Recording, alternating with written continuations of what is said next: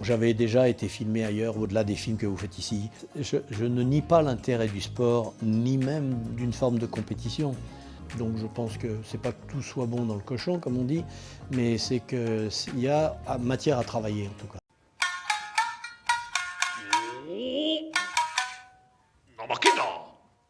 Jean-Marc Chameau, sensei, nous sommes très honorés que tu viennes au dojo René VDB au Havre et d'avoir accepté cette interview où on a quelques questions qui nous sont venues un peu impertinentes. Enfin, tu réponds librement, évidemment.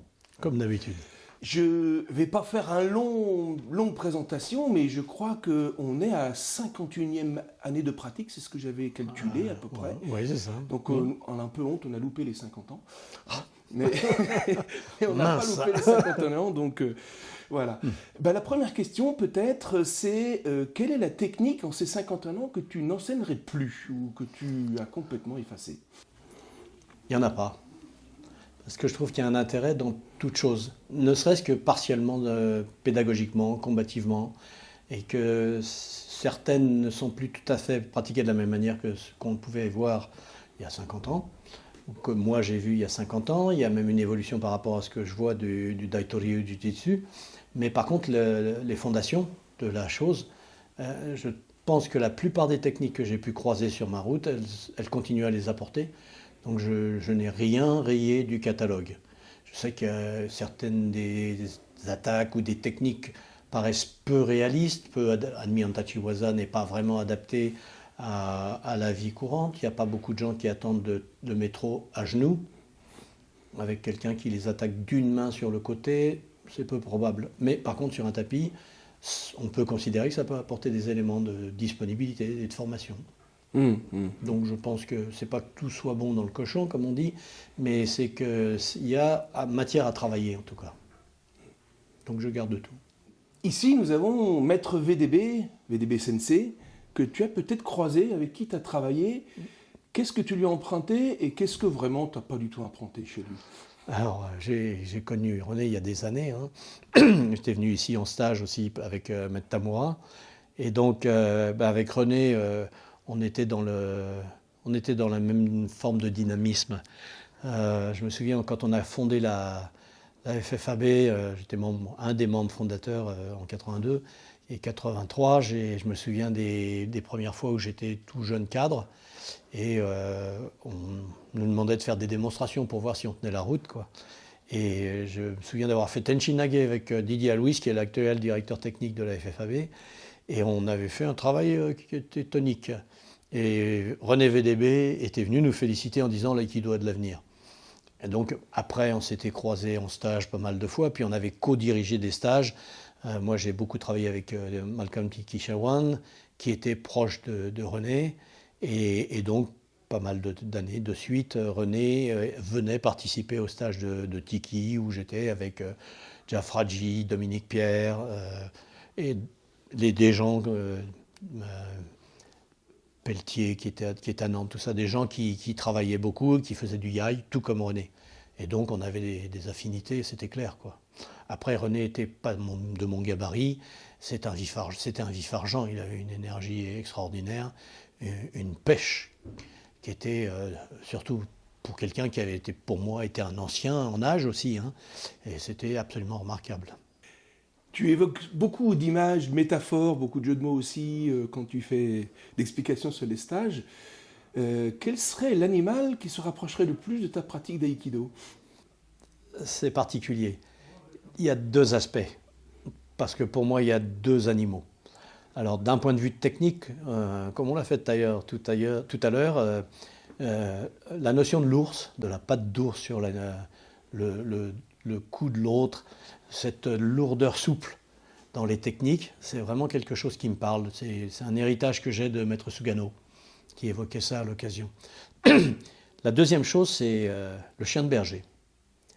Parce que je conçois un peu ma mission sur Terre comme ça. Je suis là pour aider les gens. Parfois, ce n'est pas toujours confortable de faire ça parce qu'il y a des gens qui n'aiment pas forcément être mis en cause parce que c'est dérangeant. Mais en même temps, je suis là pour les accompagner, pour les aider à aller plus loin dans leurs compétences, dans leur travail. Et donc, un chien de berger, c'est l'accompagnateur. Parfois, fois, pour protéger une brebis, il est obligé de donner un petit coup de dent pour que le troupeau entier passe à travers les mailles du filet quand il y a des loups ou des animaux qui ne seraient pas vraiment les bienvenus dans un troupeau. Ce qui ne veut pas dire que les aikidokas soient des brebis. C'est simplement que je me perçois en partie comme ça. Bien sûr, comme tout le monde, j'ai fait des erreurs au fur et à mesure, ça m'a servi. J'ai appris des choses et parfois il ne faut pas être trop bienveillant, mais en même temps, il y a des personnes qui ont tellement eu des difficultés qu'il faut être très bienveillant, au moins d'abord, parce qu'après, ce sont des gens qui sont capables de suivre et de travailler. Ils savent ce que c'est que la nécessité de survie. Tu as 3 enfants, je crois, dont Germain qui brille particulièrement, rédacteur en chef de Dragon. Je crois que vous avez une joie immense à pratiquer ensemble, faire des stages ensemble. En quoi tu dirais que l'aïkido est fondamental pour les jeunes aujourd'hui ? En fait, l'aïkido, c'est avant tout un système éducatif. Et donc, un système éducatif, ça veut dire qu'il faut amener les gens, particulièrement les jeunes, à se trouver, en leur donnant des outils cohérents, ce qui est loin d'être aisé, surtout au fur et à mesure que la petite enfance, l'enfance, l'adolescence et la grande adolescence avant l'âge adulte s'enchaînent. Les besoins ne sont pas les mêmes, le cerveau ne se développe pas de la même manière à 10 ans et à 20 ans. C'est quelque chose de complexe, l'enseignement et l'éducation. L'aïkido, vraiment, peut être un outil fabuleux. Déjà parce que corporellement, il laisse le corps ouvert à plein de possibilités. Pour ça, c'est important de ne pas trop le figer. C'est pour ça que je me fais à la fois une joie et une contrainte d'enseigner différents types de chutes, un peu comme on a pu faire ce matin, pour que les gens ne restent pas bornés dans un système rigidifiant. C'est pareil pour les enfants, il faut les laisser se développer à leur rythme et dans un corps libéré. Après, humainement et psychologiquement, on apprend aussi les difficultés, on apprend les plaisirs. Il y a de l'amitié quand on est en cours d'enfant, les gamins découvrent parfois des relations avec d'autres qui sont extrêmement positifs et qui durent longtemps à travers les années. Après, concernant mes 3 enfants, c'est particulier parce que quand ils étaient tout petits, je leur faisais faire de l'aïkido sur le lit. Je les faisais tourner dans tous les sens, je les manipulais, ce qui fait qu'ils n'étaient pas du tout gênés avec leur corps. Le problème, c'est que mon dojo, quand ils étaient enfants, mon dojo était loin de la maison. Et donc, ma fille voulait faire du close combat. Elle était bonne en rugby. Et puis ça n'a pas pu se faire, mais bon, elle avait le punch pour ça. Mon deuxième fils ne voulait pas faire comme papa, et donc il s'est mis au basket, et puis il a taillé sa voie. Chacun doit être libre de ses choix. De même que je n'ai jamais contraint Germain. Germain, il est venu parce qu'il a trouvé que c'était intéressant, qu'il n'y avait pas beaucoup de discipline comme ça. Hein. Il avait été... alors je suis un peu fier de mes enfants, donc Germain avait fait du judo pendant plusieurs années quand il était enfant. J'avais proposé ça à mon deuxième fils, mais malheureusement le prof de judo s'était tué dans un accident automobile, et donc ça a cassé complètement l'ambiance dans le club. Mais bon, Germain, il avait vraiment des qualités intellectuelles et corporelles qui l'ont beaucoup aidé à apprendre à toute vitesse. Hein. Donc c'est clair que ça a joué pour lui dans son acquisition. Mais je n'ai jamais contraint ni les deux uns, ni l'une à faire une discipline comme ça. L'idéal, c'est de proposer pour les enfants. Il faut qu'ils fassent leur propre choix, c'est leur vie. Tu parais avoir pensé beaucoup de choses, avoir réfléchi énormément de choses. On est regardé tout le temps quand on a un maître. Et tu n'es pas sans savoir que Salvador Dali disait de ses moustaches qu'elles étaient ses antennes. Qu'en est-il de tes moustaches ?